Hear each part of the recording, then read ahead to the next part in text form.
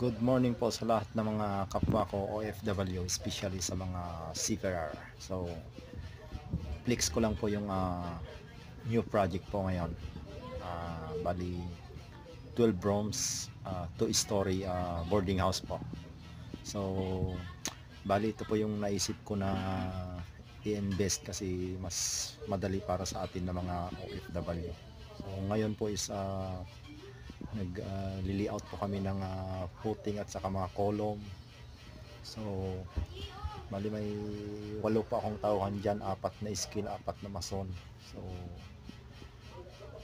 ongoing po yung project natin. So update ko lang po kayo kung ano yung next na mga output ng construction namin. So yun lang po.